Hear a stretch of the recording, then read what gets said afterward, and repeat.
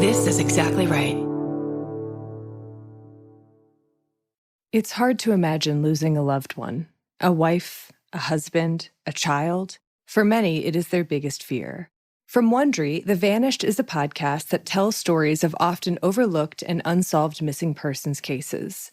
Each episode, host Marissa Jones dives deep into a new case, sharing the details of their mysterious disappearance from interviews with family, friends, law enforcement, and even suspects in an effort to reveal the truth. The Vanished has even aided in getting long overdue arrests through their in-depth interviews. Marissa reminds listeners of the human behind the headline and aims to help family members find their vanished loved one, or at least a sense of peace.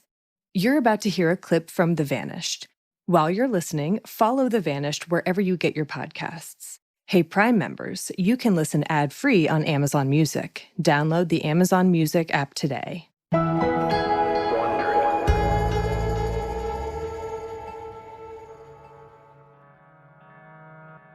you ever watch TV? Do you ever listen to the news? I mean, you got an old lady with a pocket full of cash. Anything could happen. But I feel she's not just hiding out because she didn't reach the kids or grandkids. So I don't believe she's hiding out. She has checking accounts and savings accounts and credit cards, and they haven't been touched. She would have. And the cops been watching all the accounts. They'd know right away if something was spent, and they'd get back to me. And I would know. I get the bills in the mail, and she didn't charge nothing, yeah. So that's about that. I just think something bad happened, that's all. Because she would have contacted my kids or my grandkids. I thought she just left to contact her, run away and contact her lawyer, and I'd hear from the lawyer. Here we are a year later. Shortly before midnight on March 26, 2021, 70-year-old Sandra Eckert got into a fight with her husband. It wasn't their first. In fact, it may not have been their first that day. Sandra and her husband had remained in a mutually miserable marriage that was plagued by COVID quarantines, inheritance disputes, and other issues. So when Sandra and her husband's vehicle disappeared around 11:30 p.m., it seemed possible that she left in anger and went to go stay somewhere else. Wes explained that by the time he found out that something was wrong, he learned his dad had already gone through an entire day as though nothing was amiss.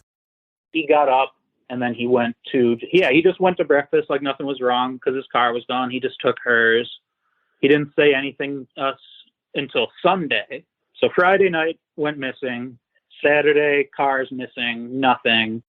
Sunday doesn't say anything until about 1 o'clock. And that's when my middle sister, Kelsey, she stepped in because my mother was supposed to come over to visit Jack, and they were all going to go out to a lunch, I believe. Or maybe she was just babysitting so Kelsey could go somewhere. I don't remember the full story, but when she didn't show up for that, that's when Kelsey had sprung into action and kind of, all right, well, what the heck's going on? This is completely out of character. Why didn't she call or text or anything? Like, if she was canceling plans, she would have let us know. If she was trying to get out of the house to go get a divorce at 11 o'clock or 3 a.m., whatever time it is now, she would have let us know. She would have called us. When he first started telling his story, he's saying she's going to come walking up the driveway with a lawyer and some blue papers. That's what his theory or story was. And after a week of no contact, no bank activity, no cell phone activity, doing the check your iPhone to see if she turned her phone on, none of that. I'm like, okay, I'm back to believing what I originally thought happened. He's no longer with us. Phone's never been found. I think the last GPS ping was at the house. So I don't know if it died there or if he turned it off there. The car, and there's one jacket. No belongings of hers have been taken other than that. Instantly, me and Kelsey thought he had something to do with it.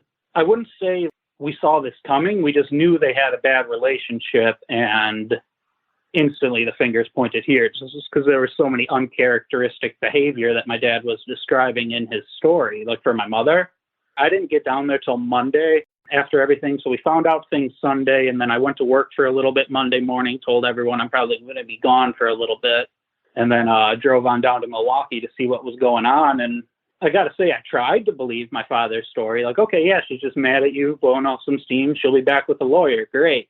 1 week later, okay, what's going on here, Dad? And then I went back to my original thought, was that he finally was fed up with it or was doing it over the money or whatever. And he either lost his cool. Like I said, I don't know if this was premeditated or an accident, but only he knows that.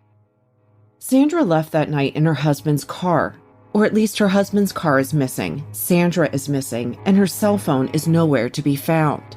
The rest of her belongings were at home, including her glasses, which she would have needed to drive at night, her wallet, purse, medication, and all of her other personal items. But there's something curious about the fact that it's not Sandra's car that's missing. Hey, Prime members, you can listen ad-free on Amazon Music. Download the Amazon Music app today.